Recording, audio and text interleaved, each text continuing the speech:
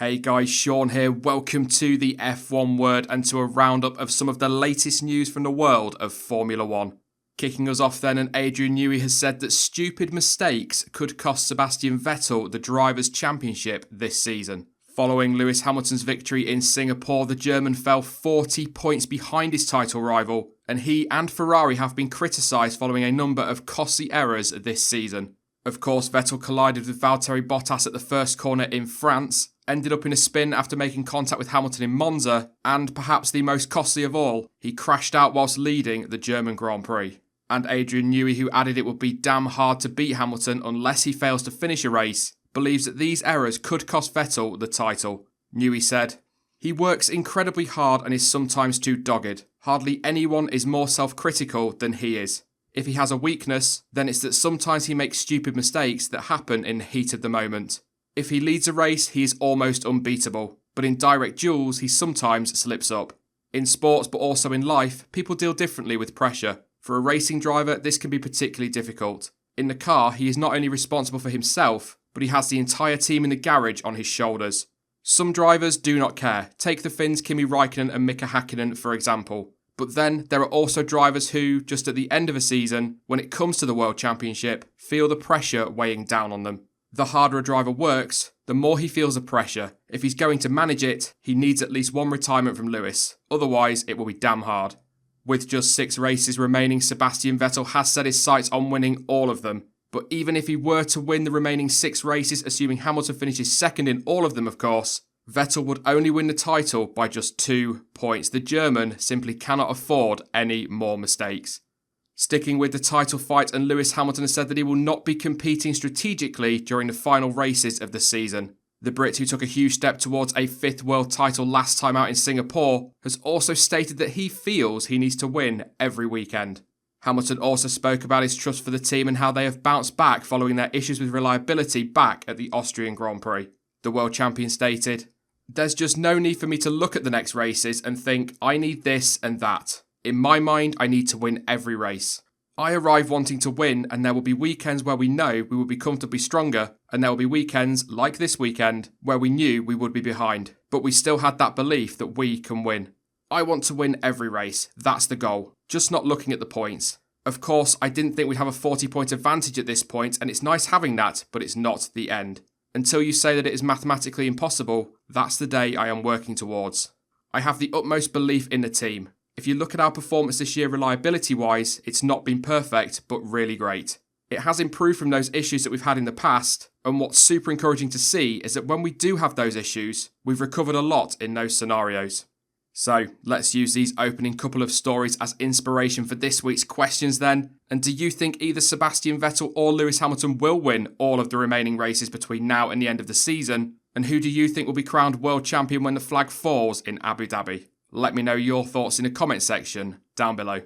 Carlos Sainz believes that Pierre Gasly was the safe option for Red Bull, but he fully backs the decision and feels that the Frenchman deserves his chance with the team. He also pointed the finger at his time away from Red Bull as one of the reasons why he didn't end up with the 2019 drive. The Spaniard, who has signed a multi-year deal with McLaren for next season, also spoke about how important stability was for a driver, and also that he believes he had been first in line for a possible Red Bull seat over the last few years. Sainz stated, "I am convinced that in 2016 and 2017, that if there was a gap at Red Bull, then I would have got it, but Ricciardo and Verstappen were fixed. Then I left for Renault and had a very good year, but inevitably I lost a bit of touch and Red Bull didn't have as much information, so they went for the safe option with Gasly, which I fully back, because he is a great driver and deserves the Red Bull chance. A driver needs confidence, and if a team gives you 2 years, it means they really trust you and believe in you. This is my first time in F1 that I will have a 2-year contract. It gives me stability and it gives me confidence." Having spent the last year on loan at Renault, Carlos Sainz will officially leave the Red Bull family at the end of the 2018 season when he teams up with Lando Norris at McLaren next year. Robert Kubica has suggested that Williams may have different priorities to him and that he does not know why people only associate him with the team.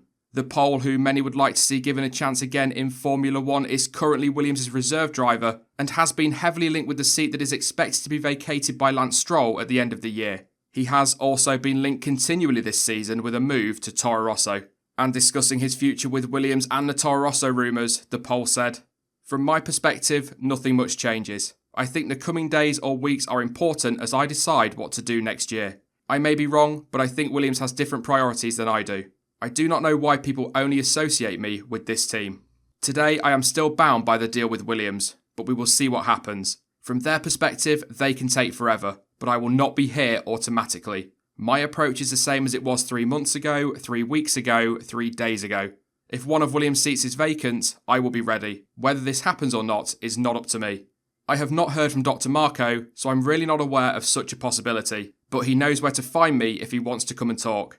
A few weeks ago, Red Bull's Dr. Helmut Marko suggested that there were as many as 10 drivers on the list for a possible seat at Toro Rosso, with Robert Kubica believed to be one of them. However, some reports are suggesting that Daniel Kvyat will be announced as a Toro Rosso driver for 2019 at the Russian Grand Prix next weekend.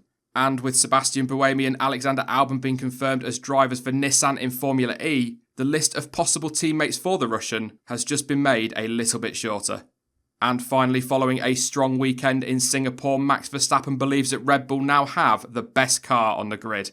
The Dutchman drove an impressive lap during qualifying last weekend to put his Red Bull on the front row of the grid and went on to claim second place in the race. However, he did not appear to have the pace to challenge Lewis Hamilton for the race win, but although being aware of the team's power deficit to Mercedes and Ferrari, Verstappen is convinced that Red Bull have the better chassis. The Dutchman also took the time to explain why he had so much faith in Honda for 2019.